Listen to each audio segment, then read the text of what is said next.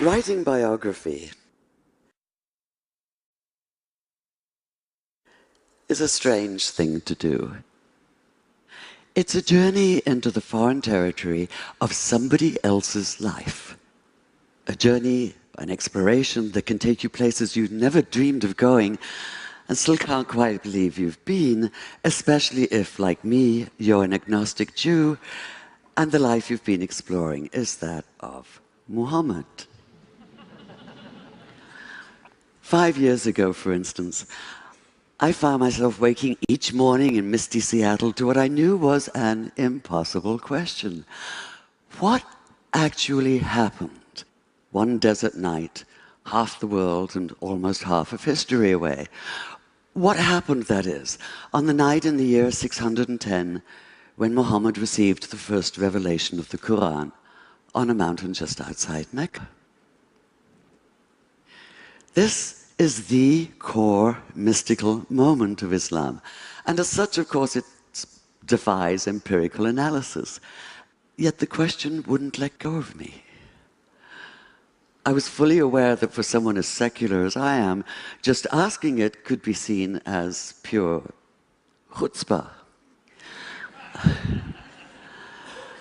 And I plead guilty as charged, because all exploration, physical or intellectual, is inevitably, in some sense, an act of transgression, of crossing boundaries.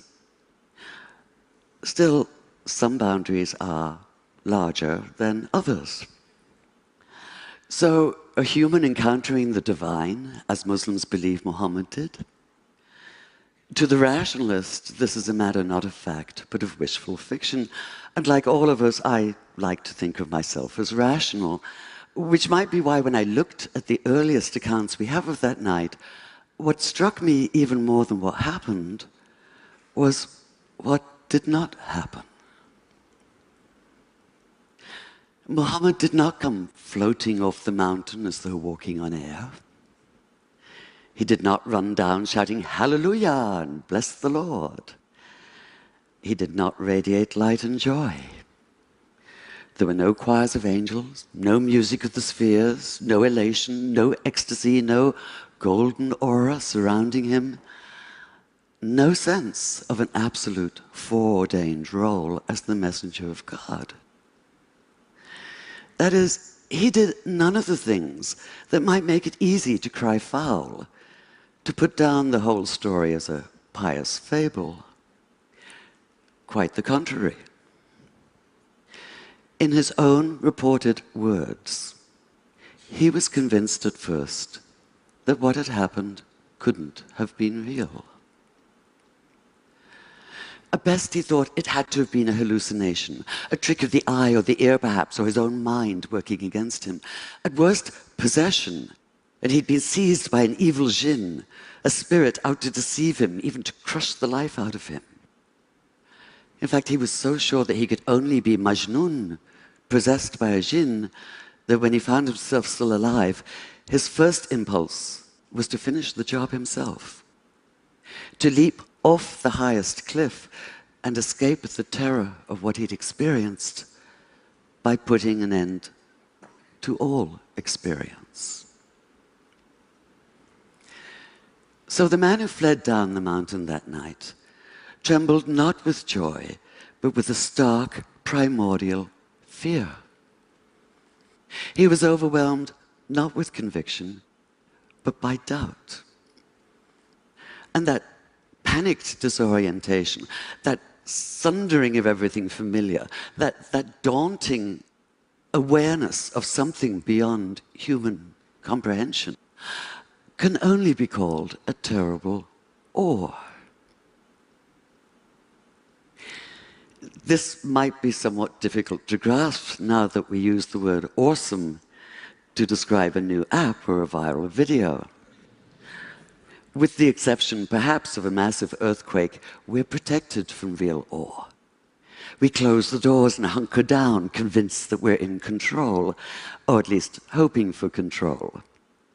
We do our best to ignore the fact that we don't always have it, and that not everything can be explained.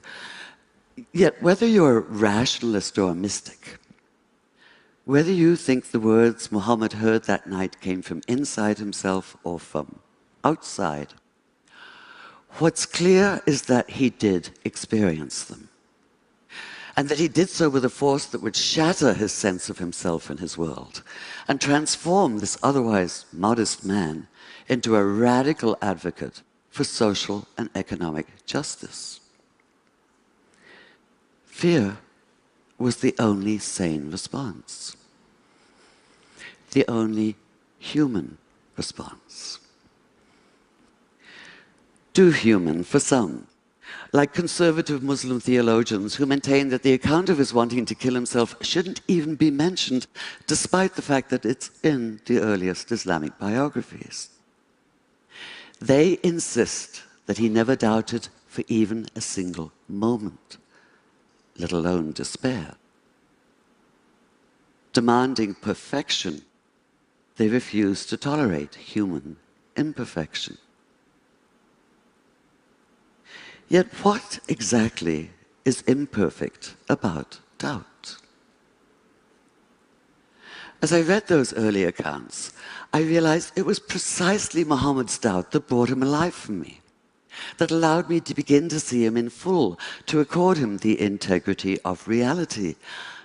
And the more I thought about it, the more it made sense that he doubted, because doubt is essential to faith.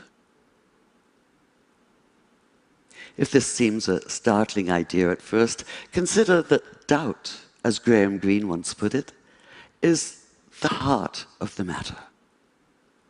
Abolish all doubt, and what's left is not faith, but absolute, heartless conviction.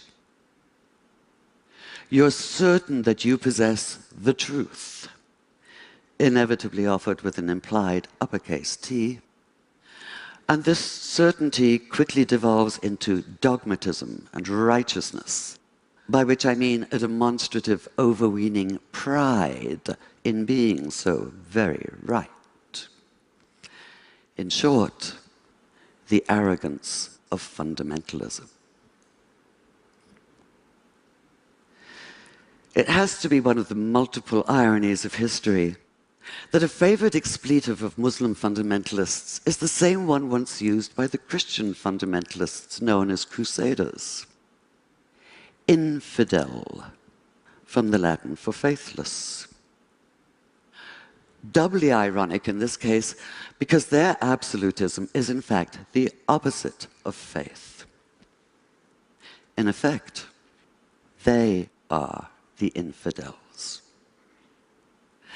Like fundamentalists of all religious stripes, they have no questions, only answers. They found the perfect antidote to thought and the ideal refuge from the hard demands of real faith. They don't have to struggle for it like Jacob wrestling through the night with the angel, or like Jesus in his 40 days and nights in the wilderness, or like Muhammad, not only that night on the mountain, but throughout his years as a prophet, with the Quran constantly urging him not to despair, and condemning those who most loudly proclaim that they know everything there is to know, and that they and they alone are right.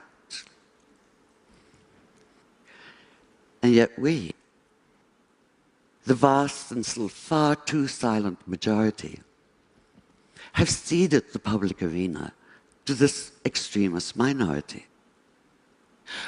We've allowed Judaism to be claimed by violently messianic West Bank settlers, Christianity by homophobic hypocrites and misogynistic bigots, Islam by suicide bombers. And we've allowed ourselves to be blinded to the fact that no matter whether they claim to be Christians, Jews, or Muslims, militant extremists are none of the above. They're a cult all their own, blood brothers, steeped in other people's blood. This isn't faith. It's fanaticism, and we have to stop confusing the two. We have to recognize that real faith has no easy answers. It's difficult and stubborn. It involves an ongoing struggle, a continual questioning of what we think we know, a wrestling with issues and ideas. It goes hand in hand with doubt, in a never-ending conversation with it, and sometimes in conscious defiance of it. And this conscious defiance is why I, as an agnostic, can still have faith. I have faith, for instance, that peace in the Middle East is possible despite the ever-accumulating mass of evidence to the contrary. I'm not convinced of this. I can hardly say I believe it. I can only have faith in it, commit myself, that is, to the idea of it. And I do this precisely because of the temptation to throw up my hands in resignation and retreat into silence. Because despair is self-fulfilling. If we call something impossible, we act in such a way that we make it so. And I, for one, refuse to live that way. In fact, most of us do. Whether we're atheist or theist or anywhere in between or beyond, for that matter, what drives us is that despite our doubts, and even because of our doubts, we reject the nihilism of despair.